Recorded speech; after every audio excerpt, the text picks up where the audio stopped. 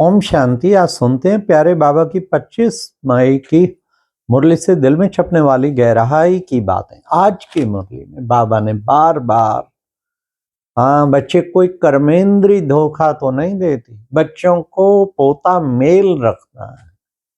किस कर्मेंद्री ने धोखा दिया, रात को पोता मेल चेक करना चाहिए, तब बच्चे तुम्हारी उन्नति होगी। सबसे जास्ती तो बच्चे आंख कर्मेंद्री धोखा देती, आंखें बहुत धोखा देती। अरे बच्चे अपनी स्त्री होते हुए दूसरी स्त्री, कोई सुंदर स्त्री देखेंगे तो उसको देखते लग जाएंगे, देखते नहीं लग खड़ा हो जाना चाहिए।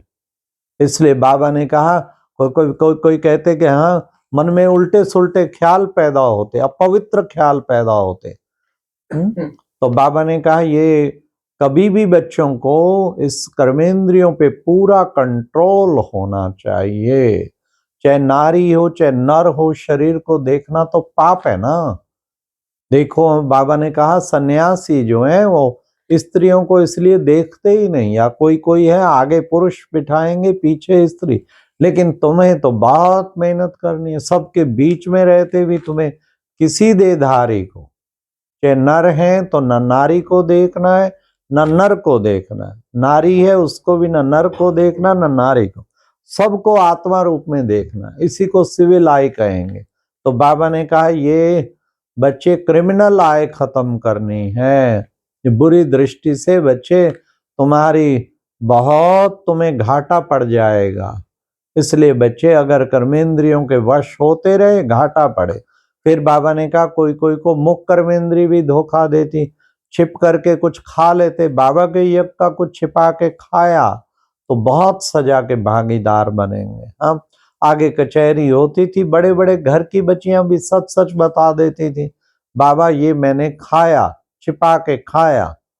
तो बाबा कहते हैं इसलिए बच्चे हर कर्मेंद्री का चार्ट रखो, कोई भी कर्मेंद्री धोखा तो नहीं देती। फिर आज बाबा ने कहा बच्चे मैंने तुमको तीसरा नेत्र दिया है, तुम अब बच्चे त्रिकालदर्शी त्रिलोकी नाथ बनते हो, त्रिनेत्री बनते हो। तो बाबा ने कहा इसलिए सदा बच्चे इस तीसरे नेत्र से ही सबको देखना है। सबसे पहले तो बाबा ने पूछा आत्मानी होके बैठे हो, सदा आत्मक स्थिति में रहो, आत्मिक स्थिति में हर सीन को देखना, इसी को कहते हैं तीसरा नेत्र। तो ऐसा तीसरा नेत्र खुला हुआ हो, बाबा बाबा कहते रहो। तो बाबा ने कहा उससे ऐसा टीचर कहाँ भी कभी भी नहीं मिलेगा।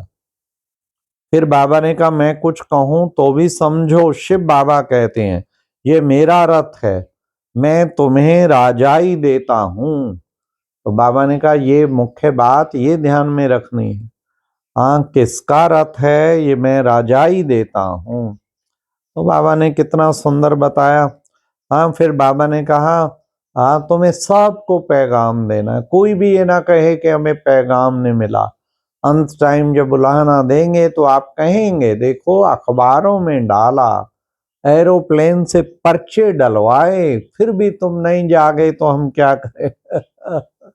इसलिए बाबा कहते अपनी ओर से कसर नहीं छोड़ो, सबको बाबा का पैगाम देना है, सबको बाबा का परिचय देना है, ताकि कोई भी अंत में हमें उलाहना ना दे, कोई कोना खाली ना रहे, कोई घर घर पैगाम पहुंचाना है, कोई घर ना बचे जहां पैगाम ना दिया हो। भल सर्विस भी करते तो भी बाबा ने कहा कहीं तो भी कईयों को आंखें धोखा देती हैं, भले सर्विस भी करते हैं। तो बच्चे इसलिए सिविल दाई भी बनना है, और ये सेवा सच्ची सेवा करनी है, सब रूहों की सेवा, रूहानी सेवा करनी है। तो बाबा ने कहा बच्चे बड़ी कमाई है, बहुत बड़ी कमाई है, तो बच्चों को कितनी ना मेहनत करनी चाहिए। माया भी बड़ी दुस्तर है, घड़ी घड़ी कान नाक से पकड़ लेती है, हाँ और फिर तूफान लाती है। तो तुम बच्चों को माया जीत बनना है। फिर बाबा ने कहा देखो बच्चे चार्ट भी लिखना चाहिए ना, चार्ट पूरा लिखो, किस किस कर्मेंद्री ने धोखा दिया, कौन कौन सी कर्मेंद्री ऑर्डर में चली। हाँ तो बाबा ने कहा रोज अपनी दरबार लगाओ, ये दरबार फिर सब कुछ उसमें क्लियर रहेगा। तो पोता मेल निकालो, सारा दिन का पोता मेल देखो, हर एक के पोता मेल से बाबा बता सकते हैं।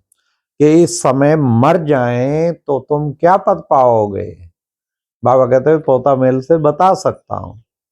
फिर बाबा ने कहा ब्रह्मा कुमार कुमारी तुम भाई बहन तो तुम्हारी सदैव पवित्र दृष्टि राखी भी बांधते, फिर भी माया धोखा दे देती, फिर नीचे गिर जाते। तो बाबा ने कहा अपनी उन्नति का खुद ही बच्चों को खूब ख्याल रखना है। फिर बाबा ने कहा यह है तुम्हारी रूहानी सेना, इस सेना में तो बच्चे बूढ़े सब होते हैं, ये रूहानी सेना में। अब तुम बच्चों को विक्रमाजीत बनना है। फिर विक्रमी संवत शुरू होता है, अभी विक्रमाजीत संवत शुरू होगा, फिर द्वापर में विक्रमी संवत शुरू होगा। तो बाबा ने कहा मनुष्य कहते भी है ना, मनुष्य से देवता किए करत न लागी वार। बाबा आता है, आके मनुष्य से देवता बनाता है और देर भी नहीं लगा देता। तुम भी शिव बाबा को याद करो। बाबा ने कहा मेकअप करो, शिव बाबा को याद करो, मेकअप करो। बाप की याद के बगैर विक्रम विनाश हो ना सके। इसलिए बाबा ने कहा जितना बाप को याद करेंगे, चलते फिरते उठते बैठते, बस मीठा बाबा बाबा बाबा मुख से निकलना चाहिए, मीठा बाबा प्यारा बाबा मेरा बाबा। तो फिर बच्चे विक्रम विनाश उससे होंगे। पूरी सजा खाने, कई बच्चों के प्रेम के आंसू आ जाते हैं। कब जाकर मिलेंगे, बांधेलियां होती है ना, कब जाके मिलेंगे बाबा से। देखा भी नहीं है तो भी तड़फती रहती हैं, देखो बच्चे आंसू बहाती रहती हैं। ये है सच्चा प्यार। इसलिए ऐसा तड़फाने वाला प्यार, जो प्यार में आंसू निकल आए, ये बाबा ने कहा ऐसी याद करो। तो उस याद से कितना जल्दी विक्रम विनाश होंगे। अब बच्चों को शांति धाम और सुख धाम में जाना है। बाबा ने कहा खुद अगर देखो कोई कर्मेंद्र ने धोखा दिया, अपने को खुद ही सजा देनी है। आगे चल के साक्षात्कार होगा, क्या क्या पाप किए तो सब फिर सजा मिलेगी। हाँ, तो बाबा ने कहा इसलिए बच्चे विशेष बाबा ने कहा कोशिश करनी चाहिए बच्चों को, हाँ, कि कहीं भी कोई भी ऐसा विक्रम ना हो जो सजा खानी पड़े। फिर बाबा ने कहा तुम बच्चे इस लड़ाई से खास भारत और आम विश्व में सुख शांति, इस लड़ाई से ही खास भारत और आम विश्व में सुख शांति स्थापन कर रहे हैं। फिर बाबा ने कहा विश्व का मालिक बनना कोई कम बात है क्या। विश्व का मालिक बनना कोई कम बात है क्या। बाबा ने कहा इसलिए बच्चे तुम्हें बहुत मेहनत करनी है, तुम्हारा धर्म बहुत सुख देने वाला है। लक्ष्मी नारायण को गॉड गॉडेसेस कहते हैं ना बच्चे। यहाँ ही इतनी दासियां हैं तो सतयुग में कितनी दासियां होंगी सोचो बच्चे। बाबा का राजाओं से बड़ा कनेक्शन था, देखते थे कितनी दासियां दहेज में मिलती। सतयुग में तो फिर क्या होगा बच्चे, ये भी राजधानी स्थापन हो रही है।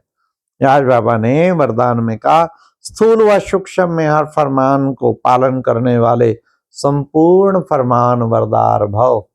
स्थूल में भी क्या क्या फरमान मिले हैं और सूक्ष्म में भी क्या क्या फरमान मिले हैं। फरमान वरदार बनना है तो बाबा ने कहा स्थूल और सूक्ष्म दोनों में देख के चलो तो फरमान वरदार भव। ये फरमान वरदार बनेंगे तो शक्तिशाली बनेंगे, स्थिति अच्छी बनेगी, ऊंची अवस्था बनेगी। ऐसे फरमान वरदार बनने वाले बाप के प्यारे और नैन के दुलारे।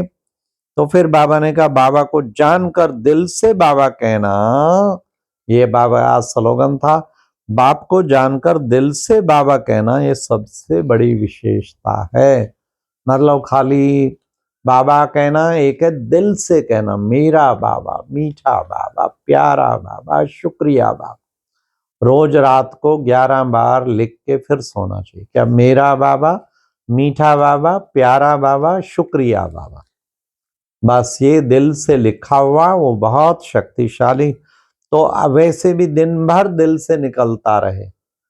जब मेरा बाबा कहें तो जैसे सचमुच बाबा मेरा है और कितना मीठा है, कितना प्यारा है, और दिल से शुक्रिया भी निकलती रहे। आज की मुरली में अव्यक्त इशारा था।